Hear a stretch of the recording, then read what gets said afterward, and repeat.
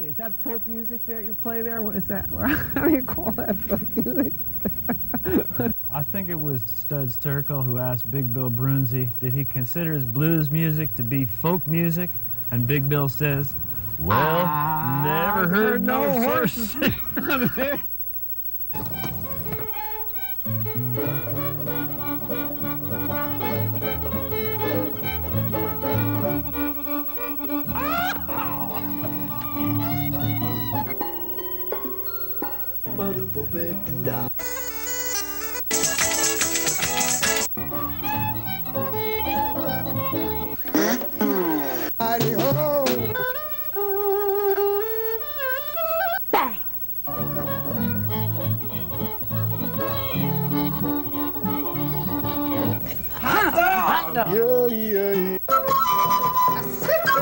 Don't hesitate. It could be your ticket to a new tomorrow. Head of thy church triumphant, we joyfully adore thee. Till thou appear, thy members here shall sing like those in glory. We lift our hearts and voices in blessed anticipation, and cry aloud and give to God the praise of our salvation. Thou dost conduct thy people through torrents of temptation, nor will we fear whilst thou art near the fire of tribulation. And if thou count us worthy, we each as dying Stephen shall see thee stand at God's right hand to take us home to glory.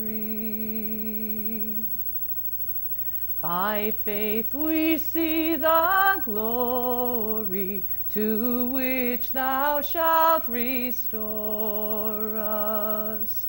The cross despised for that high prize which thou hast set before us.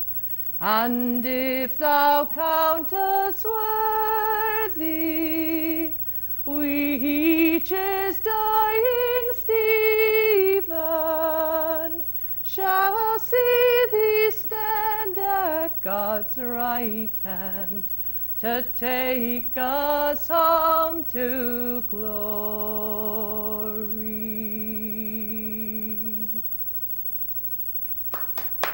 Thank you.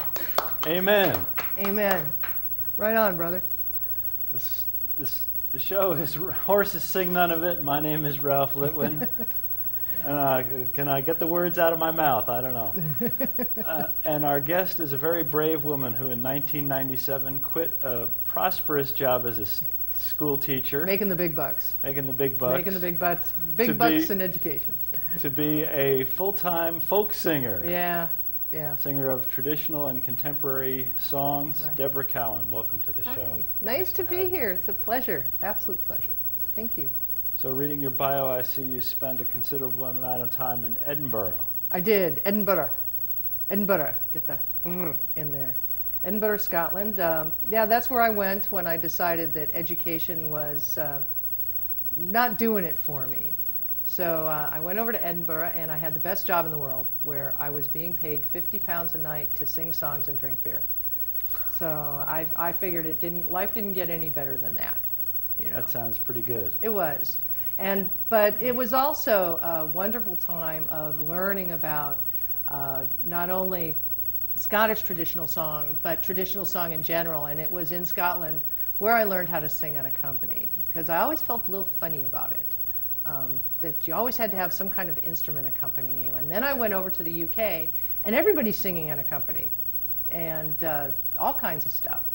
So I started watching the singers, people like Ray Fisher and Gordiana McCulloch and Christine Kidd, who became a friend, and I also went to her master classes, her ballad singing classes, and learned how to tell the story through the song, or sing the song through the story. Either one, they're just interchangeable, and really feel the song, and almost, as Ray Fisher said, you have to get inside their heads.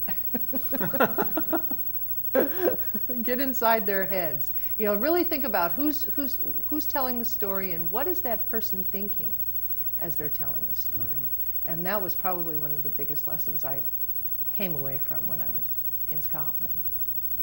Care to share a little bit about that first song you just shared with us? That's called Fearless in the Fire, and it comes from the Helen Hartness Flanders collection, which is a collection of traditional song that I've been studying in the last 2 or 3 years. I've been making these odysseys down to the Library of Congress and listening to source recordings for the last 3 years. Every time I get down, have a gig in Virginia, I always stop in at the LOC and say hi to everybody, and then sit there with the headphones. And I chose 11 songs for a recording that'll be coming out in April, and that is one of them. And I'm very